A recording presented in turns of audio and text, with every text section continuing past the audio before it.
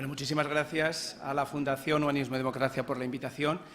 No quiero empezar mis palabras sin pedir disculpas en nombre de mi director general de Servicios Sociales e Integración Social, Pablo Gómez Tavira, que hubiera estado encantado de haber compartido este rato con ustedes, de no haber sido por una comparecencia en la Asamblea de Madrid que ha imposibilitado su presencia hoy entre nosotros. Y entonces me ha pedido de forma expresa que les pida disculpas por ese imprevisto. Bueno, la verdad que es difícil plantear en tan corto espacio de tiempo todo lo que conlleva la integración de las personas inmigrantes en nuestro país. Es decir, he preparado una presentación PowerPoint, pero me han pedido que sea especialmente expeditivo por el retraso que llevamos un poco acumulado a lo largo de esta jornada. Bueno, en primer lugar, decir que la integración de personas inmigrantes es un proceso. Es un proceso que tiene un comienzo y tiene una culminación.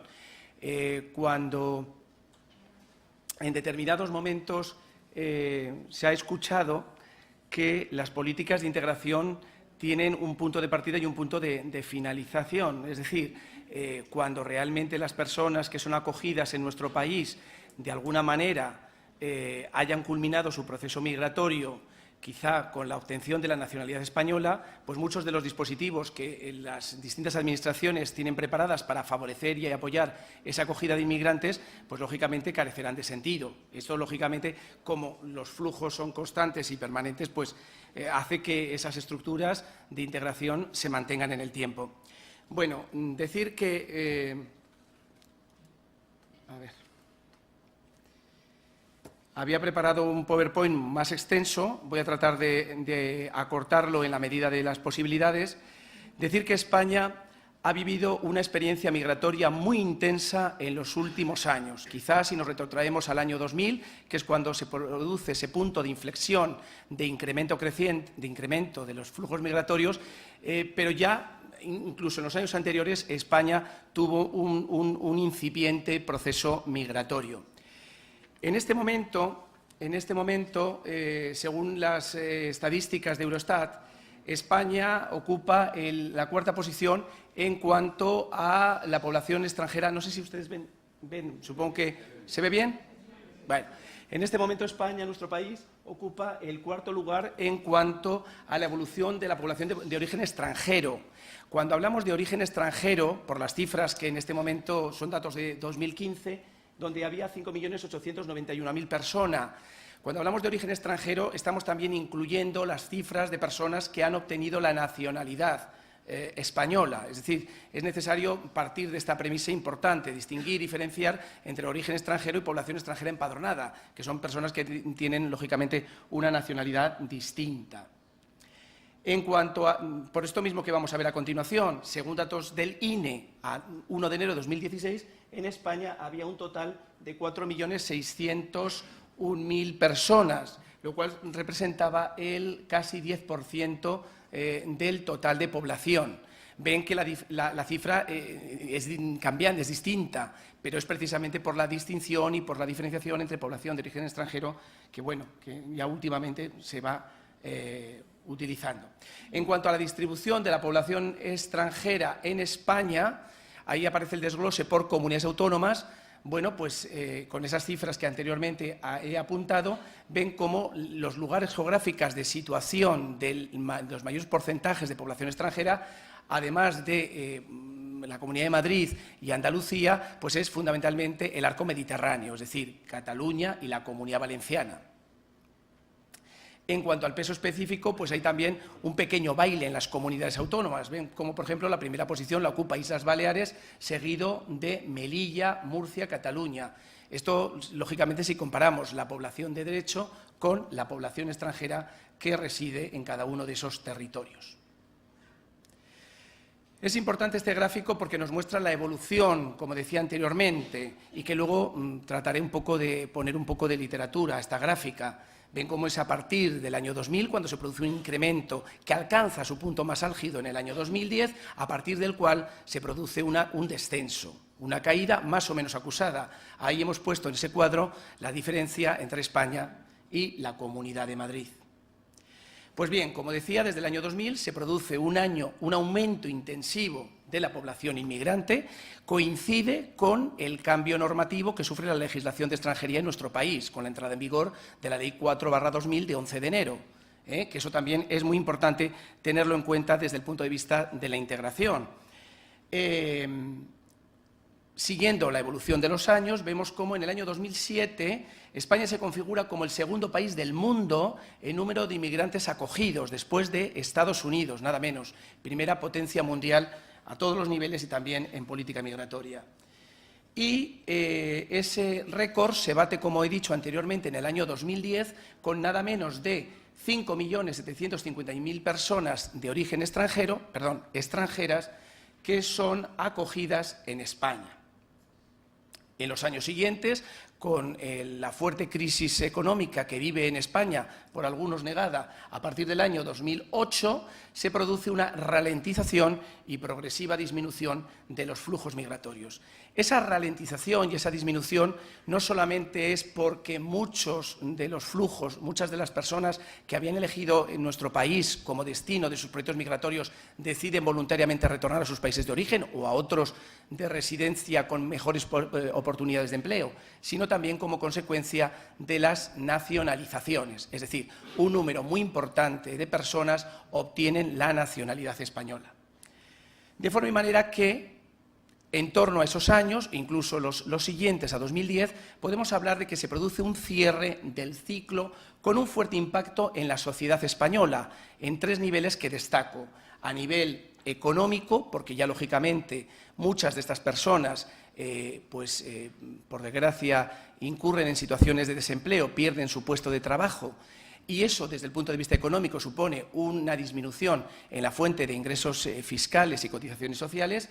En el aspecto demográfico, porque evidentemente por vez primera la población inmigrante comienza a descender, y luego también en cuanto a las políticas de acogida e integración de los inmigrantes. De alguna forma, en casi todas las agendas políticas, los temas de inmigración comienzan a perder importancia y también, lógicamente, recursos que en los años álgidos de la inmigración en España habían confluido en las políticas de integración, pues dejan de estarlo como consecuencia de la intensa crisis económica que vive el país en esos años.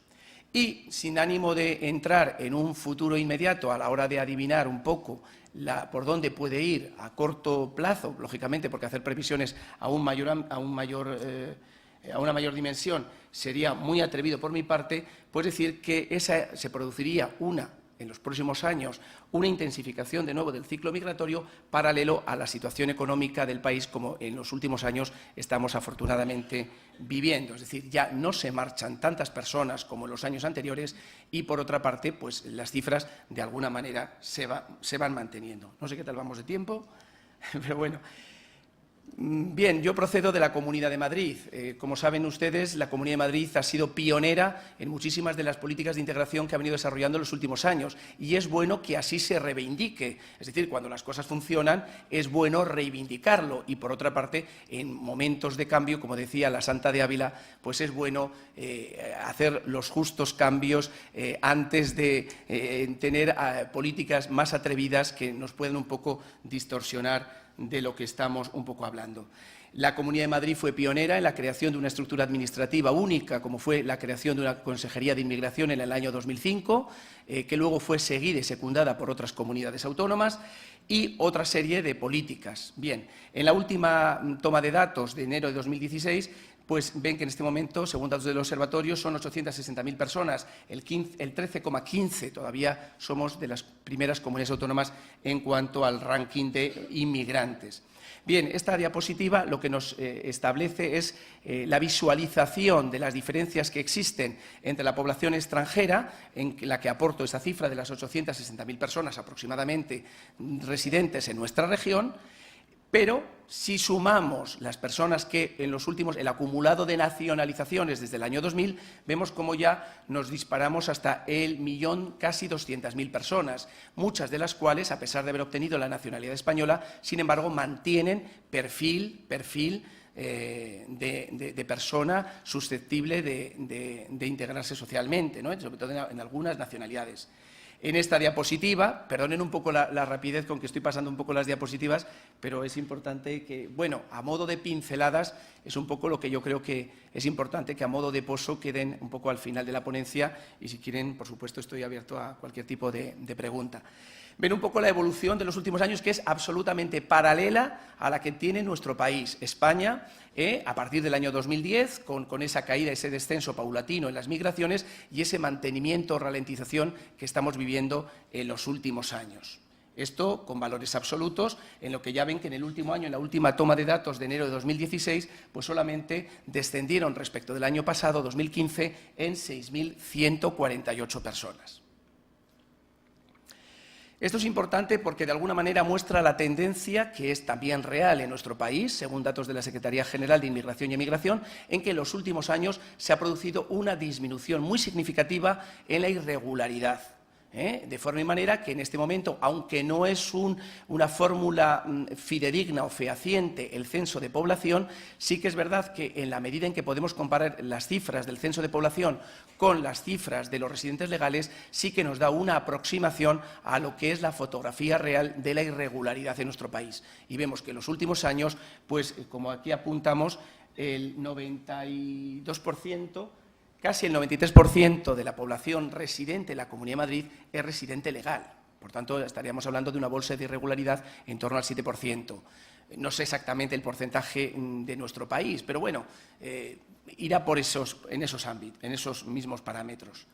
Bueno, en cuanto a las poblaciones, esta diapositiva la hemos elegido en el observatorio porque muestra la realidad, la diversidad de nacionalidades en cuanto a las mayoritarias que residen en la Comunidad de Madrid, que también se produce y se replica en el conjunto nacional y ven cómo, bueno, pues en la Comunidad de Madrid la principal nacionalidad es la rumana, seguida de la marroquí. China, es importante destacar la nacionalidad china porque es la que mejor ha resistido los embates de los últimos años de la crisis. En ningún momento, en ningún periodo de los años de fuerte crisis desde 2008 ha sufrido el menor menoscabo en disminución de flujo migratorio de la población china y es uno de los elementos a tener muy en cuenta en el futuro inmediato por cuanto es una población emprendedora y que evidentemente crea riqueza para el país. Las nacionalidades latinoamericanas siguen con una fuerza bastante importante, pero es verdad que en los últimos años han visto reducida su presencia. Pero la explicación también, en parte, sin perjuicio de que se haya producido retorno voluntario, es que muchas de ellas han obtenido la nacionalidad española porque saben que la legislación exige 2 años de residencia legal para causar derecho a la nacionalidad española. Y precisamente de nacionalidad española que hablamos, ven ustedes el gráfico en España y en la Comunidad de Madrid de cómo ha evolucionado las concesiones de nacionalidad española en nuestro país, cómo el total de España se acerca al 1.300.000 personas en la serie histórica desde el año 2000 a nuestros días.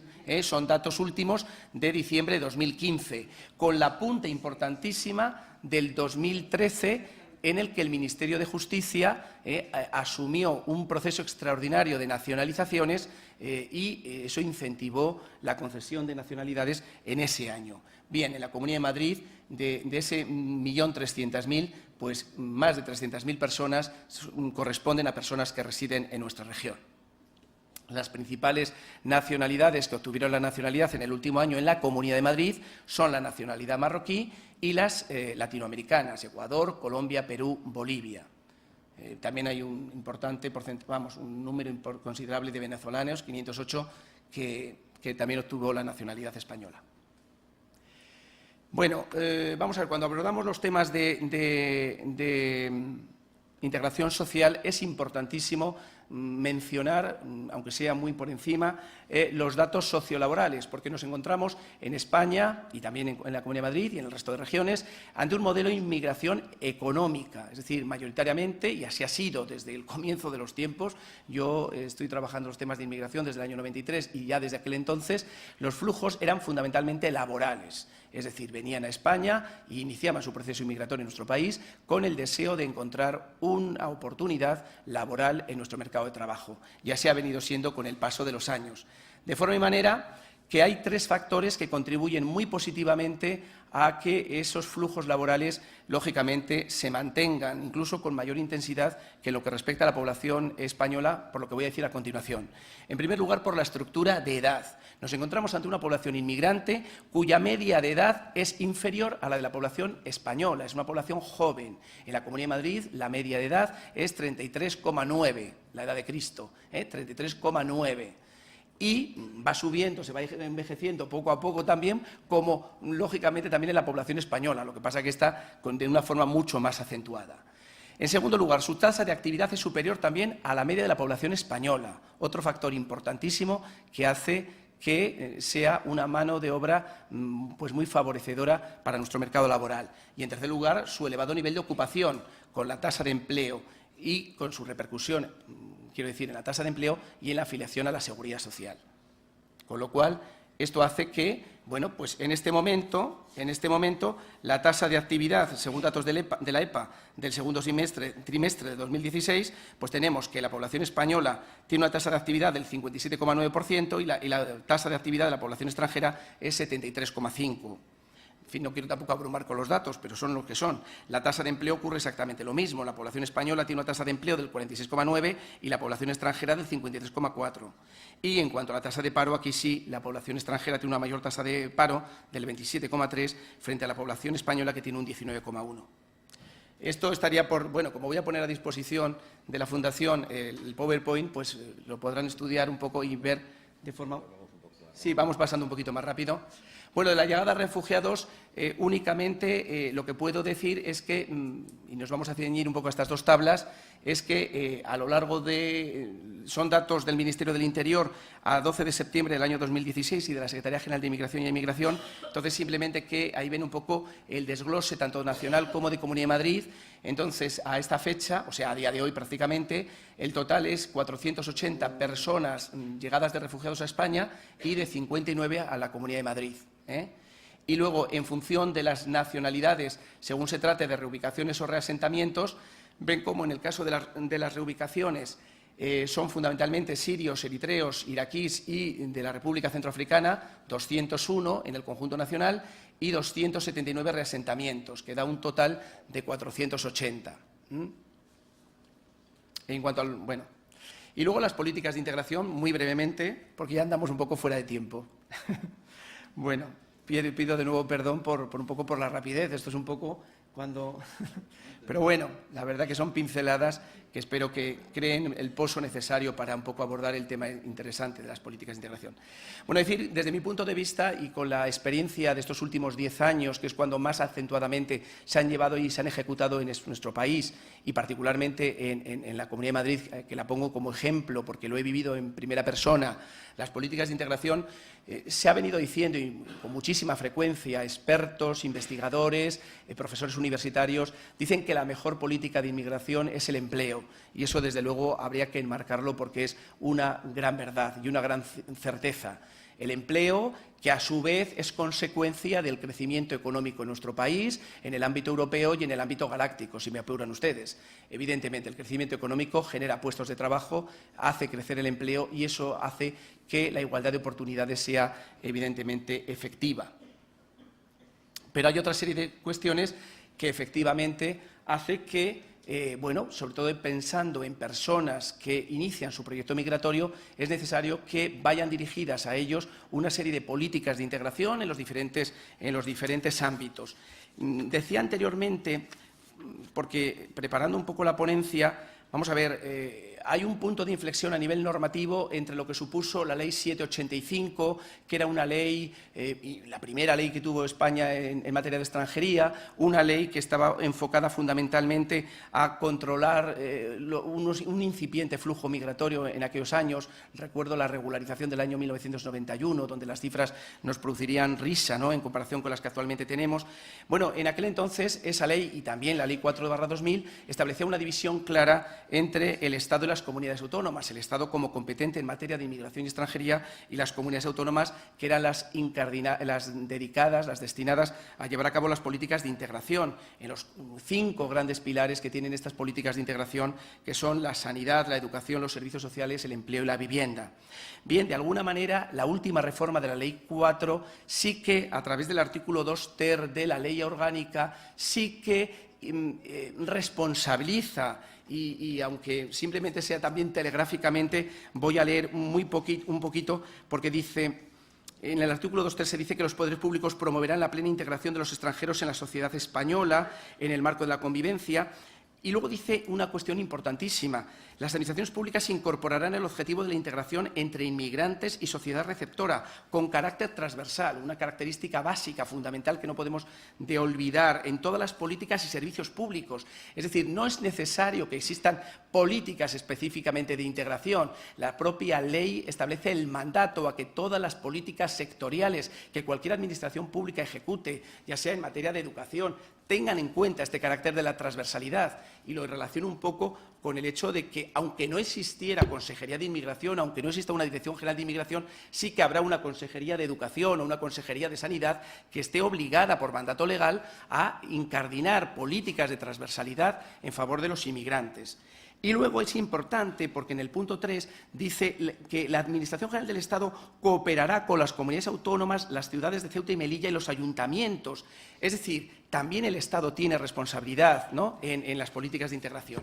Y ya termino. Entonces, como consecuencia de eso, ya en el año 2001 se elabora un programa Greco, en 2001-2004, y posteriormente, en las sucesivas legislaturas, se establecen 2 planes estratégicos de ciudadanía e integración 2007-2010, los famosos PECI, y 2011-2014, con la ayuda económica que supuso el Fondo de Apoyo a la Acogida e Integración de los Inmigrantes y Refuerzo Educativo. En la Comunidad de Madrid también tuvimos, afortunadamente, porque no es necesario seguir las políticas de integración del Estado, sino que ya en el año 2000… a ver, ¿dónde está? Bueno, estos son…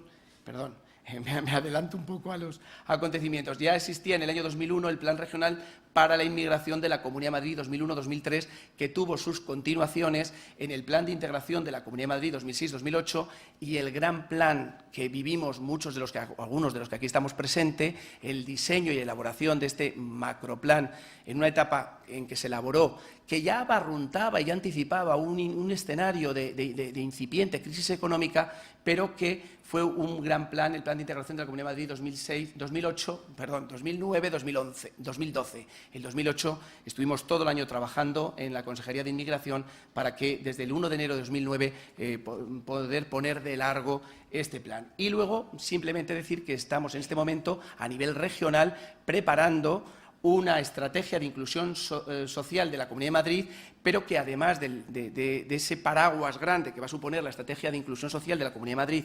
2016-2021, se está también elaborando, ya están elaborados borradores de la estrategia de inmigración de la Comunidad de Madrid, también con esa misma vigencia 2016-2021, para de alguna manera continuar muchas de las políticas exitosas que se han llevado a cabo en la región. Y ya con ello, bueno, decir simplemente, me gustaría haber enumerado algunas de las políticas de integración más eficaces que se han llevado a cabo en la Comunidad de Madrid. No quiero terminar sin citar la que supone los centros de participación e integración de inmigrantes de la Comunidad de Madrid, 2 de los cuales son gestionados por la Fundación Humanismo y Democracia con muchísimo éxito y que evidentemente se han configurado como elementos copiados, replicados por otras comunidades autónomas y con una actividad absolutamente en pos de la integración social de los inmigrantes. Son 8 en este momento los que tenemos.